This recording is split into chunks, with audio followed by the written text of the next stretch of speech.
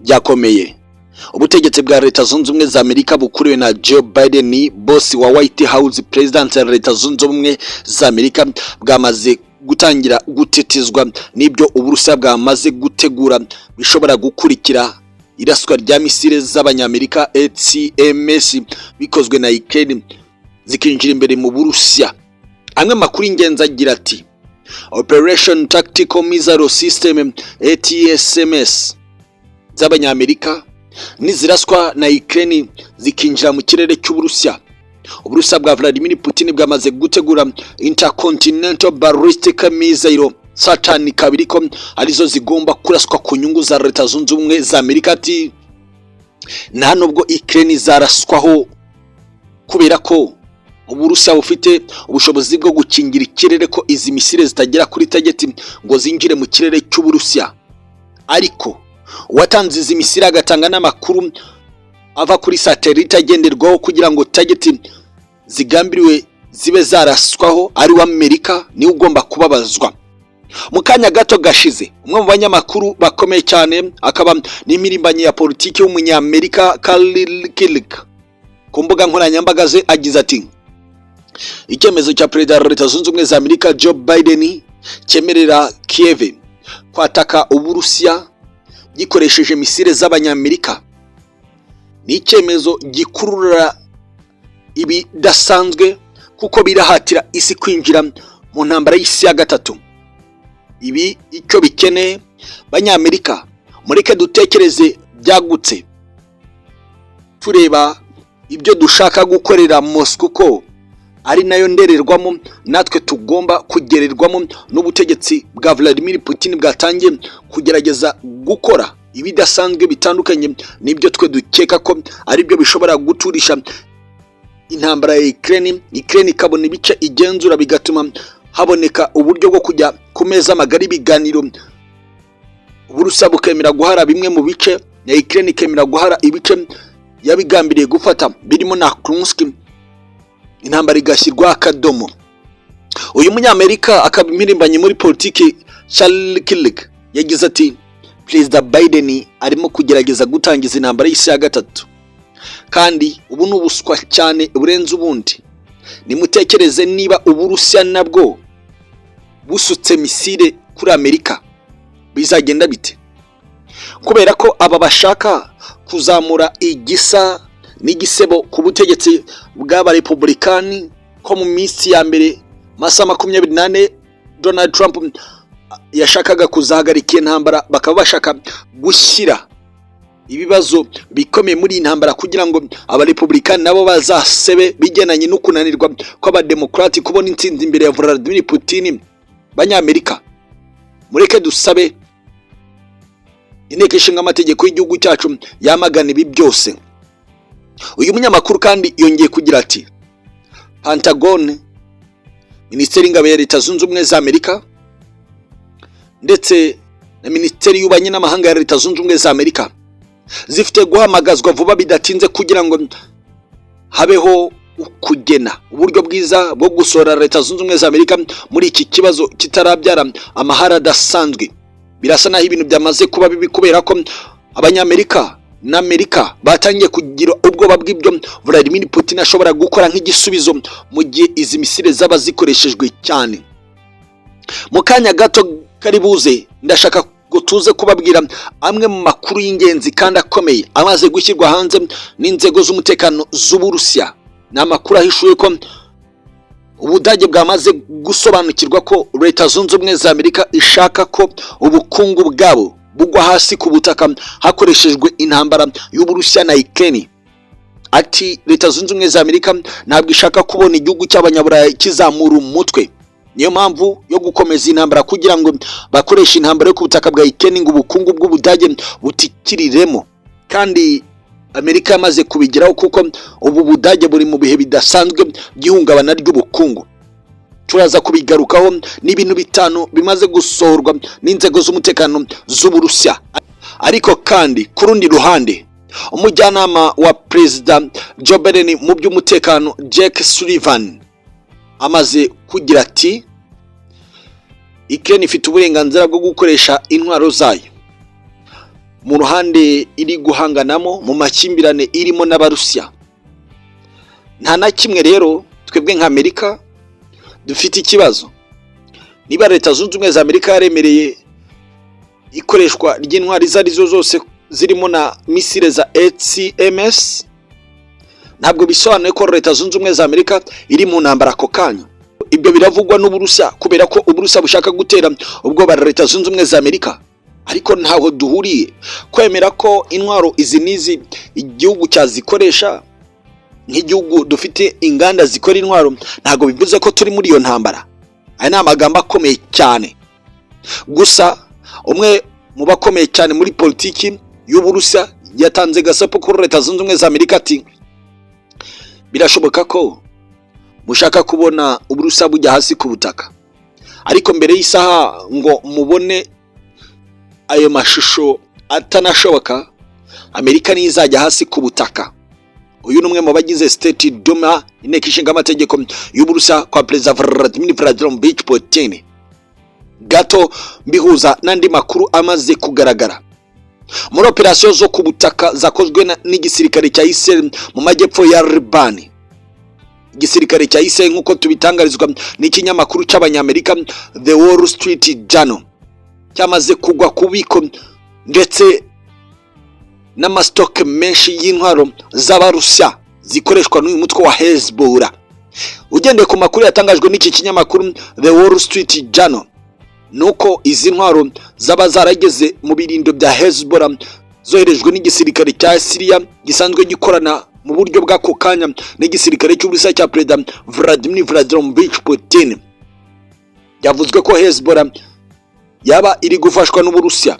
Ntacyo Uburusiya buravuga kuri aya makuru yashyizwe hanze n'iki kinyamakuru cy'Abanyamerika Wall Street Journal. Gusa Korea ya Ruguru itegetswe na Chairman Kim Jong Un yagize iti birashoboka ko Leta Zunze Ubumwe za Amerika iri guhimba ibinyoma byose kugira ngo irebe igishobora kwitabara mu gihe yasa n'ishyigikiye Ukraine karasa imbere mu Burusiya. Uburusiya bukimura kuri Leta Zunze Ubumwe za Amerika ngo iri gukomeza guhimba ibinyoma bishobora kwitabara mu isi ko yaba yarenderejwe n'Uburusiya. Kubeshyera twebwe ko ibihumbi 10 by'abasirikare bari muri Kursk kandi ntabo twigeze twoherezayo nubwo twe tutanabyicuza, nibiganisha kukuvuga ko Leta Zunze Ubumwe za Amerika iri kurema ibinyoma byose bishoboka.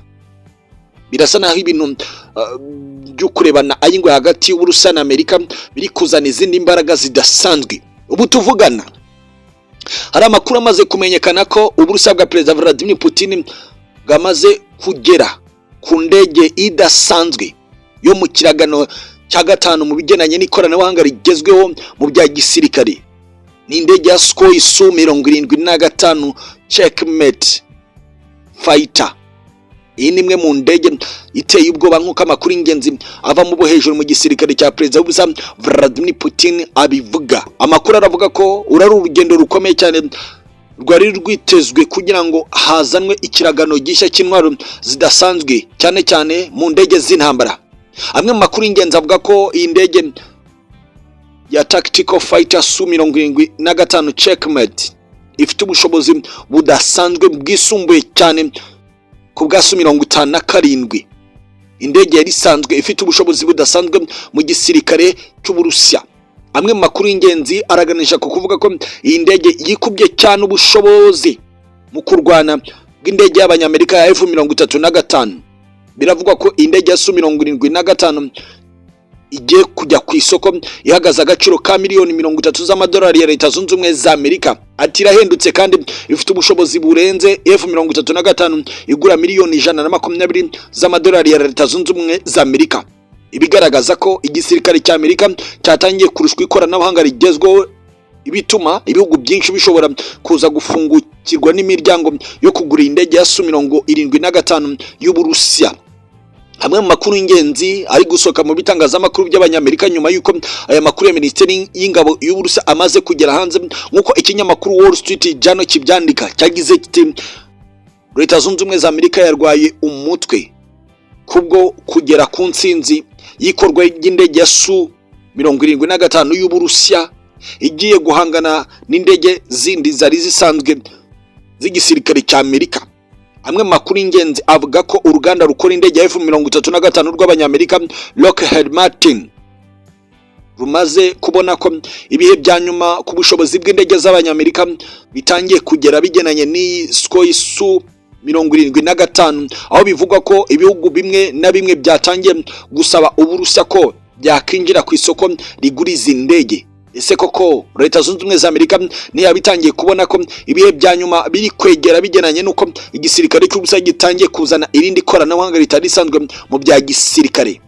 Amwe makuru y'ingenzi aravuga ko Vladimir Putin ari kugerageza gukora ibishoboka byose kugira ngo iyi ntambara yo ku butaka bwa Ukraine nibura isige hari ubushobozi budasanzwe igisirikare cye gifite. Ibi kandi reka tubijyanisha n'indi Sukhoi Su-34 y'igisirikare cy'Uburusiya imaze gukora ibitendo bidasanzwe mu karere ka Kursk, aho ijugunye ibibombe byinshi ku butaka bwari buriho abasirikare ba Ukraine ndetse n'ibikoresho byabo neza hano muri Kursk ku mupaka uhuza ibihugu byombi. Amakuru y'ikinyamakuru cyagame ku butegetsi bwa Vladimir Putin cyitwa RIA Novosti agira ati urukurikirane rw'indege 3 za Sukhoi Su-34 multifunction supersonic fighter bomber rumaze guhemukira ibirindiro by'abasirikare ba Ukraine nyuma yo kubaswaho ibisasu bya Forngasaya avia bomba FB 3,000 bigera muri 23. Amakuru aganisha ku kuvuga ko byasaga n'irimbukiro ry'ikiruka cy'ibirunga ku butaka bwari buriho ibi birindiro by'abasirikare ba Ukraine. Birasa naho ibintu bimaze kuba bibi cyane. Ikaze rero ku rundi ruhande, Ukraine ya Perezida Volodymyr Zelensky yongeye kohereza aba agenti bayo muri Sevastopol ngo bajye kugena uburyo bw'ingenzi bushobora kugenderaho amakuru yagomba kuraswa misile za HIMARS z'abanyamerika. Muri iki gitondo bakaba bamaze gufatwa miri n'inzego z'umutekano z'Uburusiya. Amakuru avuga ko aba kandi bicanwe n'abandi 65 bo bari banze kumanika amaboko, bikavugwa ko benshi muri aba ari abanya-Ukraine bamaze igihe batuye muri Sevastopol. Bivugwa ko bari mu nyubako aho bagoswe n'inzego z'umutekano z'Uburusiya FSB, ariko bagashaka guhangana bikome kugeza ubwo FSB suti ibisasu kuri iyo nyubako muri Sevastopol yari irimo aba agenti ba Ukraine 65 bahita batakariza ubuzima. Aya n'amakuru ateye ubwo basohotse muri aka kanya. Nayo ikaze kuri za page zikomeye, page irimo ibintu bitanu inzego z'umutekano z'Uburusiya zimaze gushyira hanze. Ati Perezida Ukraine Volodymyr Zelensky akimara guhabwa uburenganzira bwo kubombarda Uburusiya akoresheje misile z'abanyamerika, iz'Abongereza n'Abafaransa, yahise yandikira Pentagon, Minisiteri y'Ingabo ya Leta Zunze Ubumwe za Amerika na White House ababwira ko adashobora gutangiza kurasa mu Burusiya misile za HIMARS atabonye ubundi bubiko bw'umusada bw'intwaro zitandukanye, kubera ko atekereza ko izi misile zishobora gukurura intambara idasanzwe kandi misile bamuhaye ari nke cyane n'uburenganzira bufite igihe buzagarukira bushobora gutuma ashobora kuzaraswa ahagaze kuko nta zindi misile yabasigaranye. Umutekano w'Uburusiya kandi wabonye andi makuru aganisha ku kuvuga ko Leta Zunze Ubumwe za Amerika ya Joe Biden yamutegetse ko nadakoresha izi misile aricwa cyangwa se agahemukirwa.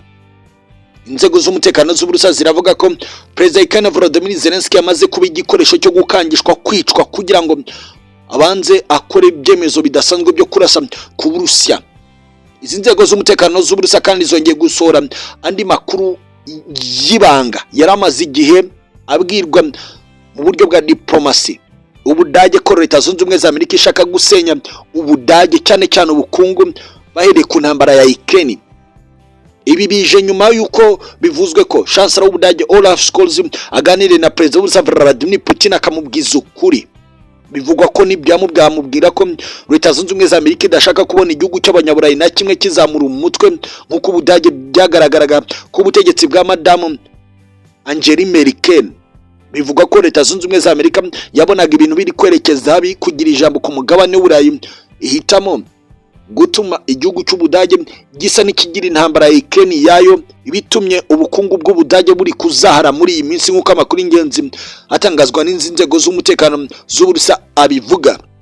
Andi makuru ingenzi kandi akomeye, biravugwa ko hari amafaranga aba kuri konte ya guverinoma ya Leta Zunze Ubumwe za Amerika ari kwinjira mu bategetsi ba politiki mu bihugu by'abanyaburayi ndetse n'abajenerali bakuru mu bihugu by'abanyaburayi kuba bakakira amafaranga kugira ngo barebe uburyo bashyigikira Ukraine bidagizwemo uruhare rw'ako kanya na Leta Zunze Ubumwe za Amerika. Ibisa n'umutego ibihugu ngo bishobora kwinjiramo mu gihe byakomeza kwihuza n'intambara ishobora gutuma habaho ukwatakwa k'Uburusiya bikozwe n'intwaro z'ibyo bihugu. Birasa naho ibintu bikomeje gukomera cyane. Ikindi amakuru y'ingenzi aravuga ko igihugu cya Finland kirimo kiragerageza gukora ibidasanzwe Uburusiya bwagihaye gasopo ko nigikomeza kugendera muri uwo muryo biraza kuba bibi cyane ko indege z'intambara z'Uburusiya ziraza gutwika ibirindiro by'abasirikare b'abanyamahanga biri gusatirizwa ku mupaka w'Uburusiya nk'uko amakuru y'ingenzi atugeraho abivuga. Ikindi amakuru y'inzego z'umutekano z'Uburusiya agira ati Leta Zunze Ubumwe za Amerika yazanye ibinyoma by'uko umutwe wa Hamas washinze ibirindiro muri Turukiya kugira ngo bashake uburyo bwo gukomeza gushyigikira abakurudi ngo nabo batake Turukiya. Ibi byose biragendera ko Turukiya iri gushaka gufungura amarembo ku kwihuza n'igisirikare cy'Uburusiya bigenanye n'imikoranire mu kugurana intwaro hagati y'ibihugu byombi yatangiye. Ayo namakuru turakomeza gucukumbura cyane. Reka mbashimire, reka mbifurize ibihe byuzuyemo ibyiza byose mwifuza. Mbashimira ko murakomeza kubana natwe nkuko mukomeza kubitwereka kuri page zindi zikurikira. Asantene sana. Nibyo muri iki gitondo bimaze kumenyekana ko mu Burusiya kwa Perezida Vladimir Putin barayi bategura icyo twavuga ko ari inama ya nyuma ifata ibyemezo by'uko hagomba kubaho igisubizo cyihuse mu gihe haba hageragejwe misile z'abanyamerika za ATMS zikoreshejwe na Ukraine ku kuraswa imbere mu Burusiya cyangwa se misile z'abongereza Storm Shadow iz'abafaransa Scalp. Amwe mu makuru y'ingenzi aremereye cyane aravuga ko etamajoro y'igisirikare cy'Uburusiya yanzuye guhita yatakisha misile karabutaka z'Uburusiya zikagwa mu birindiro by'abanyamerika. Ibigo bikomeye cyane by'ibihugu by'abanyaburayi bigambiriye gutegura intambara ku Burusiya bwa Perezida Vladimir Putin. Ibi byose abasesenguzi n'abakurikiranira hafi bavuze ko rwose bigiye gutuma isi yinjira mu kaga gakomeye. Biraganisha ku kuvuga ko Leta Zunze Ubumwe za Amerika itegetswe na Joe Biden irimo irakomangira gufungurwa kw'intambara y'isi ya gatatu. Amwe mu makuru y'ingenzi aravuga ko Uburusiya bwamaze gutegura misile n'ubushobozi buhambaye cyane bwahita bukoreshwa mu gitero gikurikira. Ariko kandi mu kanya gato gashize mu mwanya wacu umukunzi w'ibiganiro byacu umunsi ku munsi atubajije ibibazo byinshi kuri izi misile z'abanyamerika ATMS. Atubaza byinshi bikomeye cyane ngo tumusobanurire. Natwe twagerageje gukora ubushakashatsi kugira ngo tumenye amakuru yimbitse kuri izi misile z'abanyamerika zahawe Ukraine ngo ziraswe imbere mu Burusiya kwa Perezida Vladimir Putin. Ndashaka ngo twinjirane akantu ku kandi kuri izi misile zitwa ATMS, Army Tactical Missile System z'abanyamerika. Amwe makuru y'ingenzi avuga ko izi misile zifite ubushobozi bwo kugenda ibirometero bigera muri 300, kandi iyi misile ya ATMS igendera ku muvuduko uri hagati y'ibirometero 3500 n'ibihumbi 4 ku isaha. Bitewe n'ubwoko bw'iyi misile ibituma igera kuri target mu gihe gito gishoboka bigenanye n'umuvuduko igenderaho. Uyu mukunzi wacu ati none se ko hari amakuru avuga ko iyi ATMS y'abanyamerika ishobora gukora ibirometero birenga 300. Nibyo koko hari amakuru yemeza neza ko iyi misile y'abanyamerika ya Army Tactical Missile System ATMS yagiye ivugururwa mu bihe bitandukanye, ariko amakuru agaragaza ko misile za ATMS ari ubwoko bubiri. Imwe yitwa ATMS Block 1 ifite ubushobozi bwo kugera kuri target iri mu birometero 165, indi ya kabiri kitwa ATMS Block 1A na 1B zifite ubushobozi bwo kugera mu ntera y'ibirometero 300 gusa. Uyu muvandimwe watubajije iki kibazo ati none se Uburusiya bufite ubushobozi bwo kuyirinda iyi misile ya ATMS mu gihe yabirashwe? Nibyo koko Uburusiya bufite ubushobozi bwo kurwanya iyi misile y'abanyamerika ya ATMS, ariko ntabwo wavuga ko ari 100% bigenanye n'uburyo bwaba bwakoreshejwe mu gukumira iyi misiri y'Abanyamerika.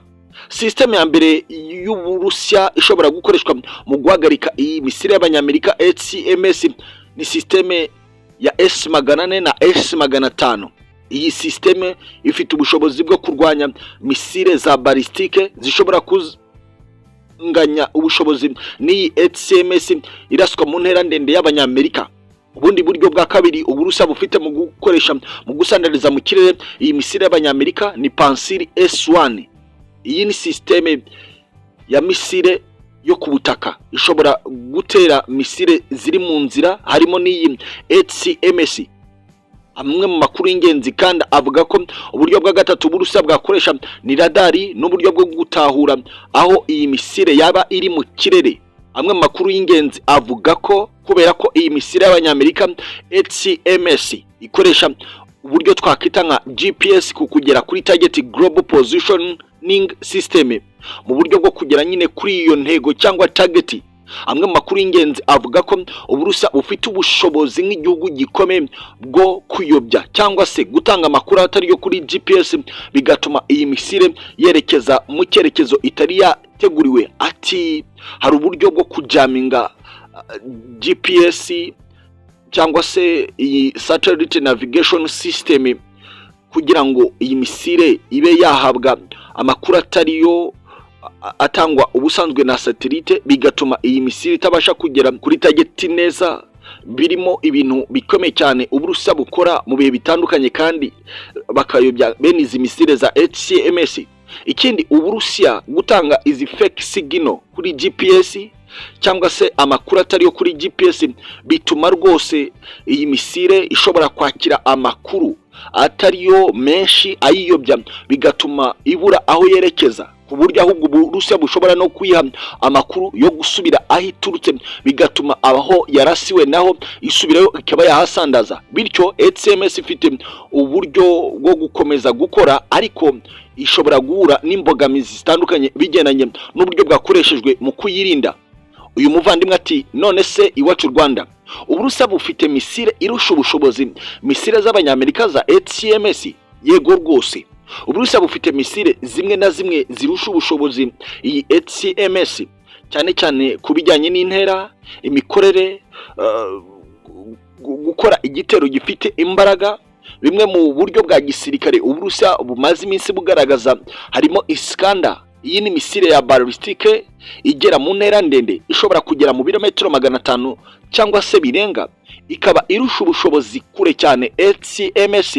Iyi Iskander M ikoresha uburyo bwo kugera ku ntego y'ingenzi kandi igakoresha n'uburyo burwanya radari ku buryo bigoye ko igihugu runaka ku mugabane w'Uburayi gishobora kuyikingira mu buryo bworoshye, kubera ko igendera ku muvuduko uri hejuru cyane wikubye umuvuduko w'ijwi inshuro zirenga 6, kandi bituma ishobora kuyobya radari zaba zigambiriye kuyitambika. Iyi rero Iskander M ifite ubushobozi buhambaye cyane gusumbya HCMS. Indi misile ya kabiri y'Uburusiya yitwa Kalibr. Iyi misile niyo mu bwoko bwa cruise missile, ifite ubushobozi bwo kugera mu ntera y'ibirometero 2500, bivuze ko nayo irusha ubushobozi HCMS kandi ikoresha mu byerekezo bihambaye mu buryo butandukanye ku buryo ishobora yo ubwayo guhindura ibyerekezo bigenanye n'amakuru iri guhura nayo imbere agambiriye kuba yayitambika. Birimo systeme z'Abanyamerika cyangwa Abanyaburayi bashobora kuvumbura ko hari misiri kubasatira bagashyira radari mu nzira cyangwa uburyo bw'ubwirinzi, bigatuma yo ubwayo yibwiriza ikaba yayobya iyo systeme ikinjira mu kindi cyerekezo itari yateganyije. Indi misile twavuga ko iteye ubwoba kandi kabana systeme ni systeme ya S-400 na S-500. Izi zifite ubushobozi bwo kurwanya misile balistike nka HCMS z'Abanyamerika, zishobora kugenda zisatira aharaza guhagurukira izi misile za HCMS. Twavuga ko izi nazo nubwo ari systeme twazifata nka misile kuko zishobora kugera kuri target ya nyuma aho zigambire zigasandariza intwaro ikiri ku butaka. None se iwacu Rwanda iyi misile ya HIMARS y'abanyamerika irashwe na Ukraine ku Burusiya bahita bayisandaza mu buryo bworoshye, bafite ubwo bushobozi.